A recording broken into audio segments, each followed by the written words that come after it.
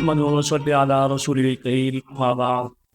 أعوذ بالله من الشيطان الرجيم بسم الله الرحمن الرحیم۔ ایام حج چل رہے ہیں،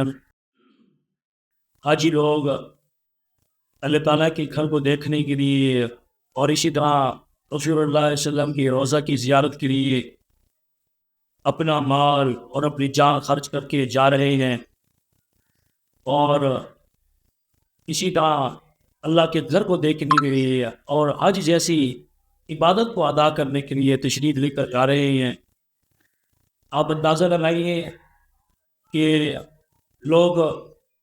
بیت اللہ سے کتنی محبت کرتے ہیں، اس کے لیے لوگ اپنا پیٹ کاٹتے ہیں، پیسے جمع کرتے ہیں، اپنے بچوں کا پیٹ کاٹتے ہیں، تو کتنی مشقت برداشت کرتے ہیں وہاں جانے کے لیے، اور لاکھوں کئی سال تک جو ہے انتظار کرتے ہیں، اور پھر جو ہے اللہ سے دعائیں بھی مانگتے ہیں، نوافل پڑھ کے اللہ سے دعائیں مانگتے ہیں، روتے ہیں اور روتے ہیں، یا اللہ ہمیں حج کی توفیق عطا فرما، اپنے گھر کی زیارت نصیب فرما، اپنے گھر ہمیں بلا۔ تو اللہ تعالیٰ پھر جن لوگوں کو، جن سعادت مند لوگوں کو بلا لیتے ہیں، ماشاءاللہ وہ تشریف لے جاتے ہیں، اللہ تعالیٰ کا گھر دیکھتے ہیں، رسول اللہ کا روضہ دیکھتے ہیں۔ تو بہرحال اس کے لیے میری جان بھی لگانی پڑتی ہے، مال بھی لگانا پڑتا ہے، لگانا پڑتا ہے، لیکن وہ غربا لوگ جن کے پاس وہاں جانے کے لیے خرچہ نہیں ہے، وہاں جانے کے لیے پیسے نہیں ہیں، اور اتنی استطاعت نہیں رکھتے وہاں جا کر حج کریں، اللہ تعالیٰ نے ان کو بھی محروم نہیں کیا، اللہ تعالیٰ نے ان کے لیے بھی بڑے فضائل بیان فرمائے۔ یعنی ایسا بھی ہو سکتا ہے کہ ہم نہ اپنا مال لگائیں، نہ اپنی جان لگائیں، پھر بھی اللہ تعالیٰ ہمیں حج کا ثواب عطا فرماتے۔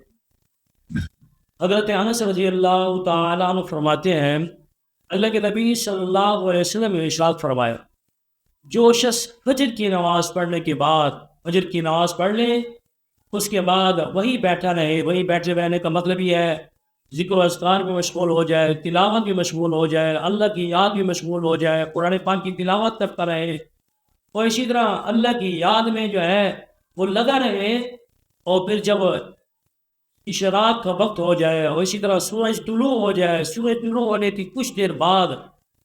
2 رکعت نماز نفل پڑھ لے، اللہ تعالیٰ اس کو مقبول حج اور عمرے کا ثواب دیتا۔ کتنی بڑی سعادت ہے، لوگ لاکھ روپے خرچ کر کے جا رہے ہیں،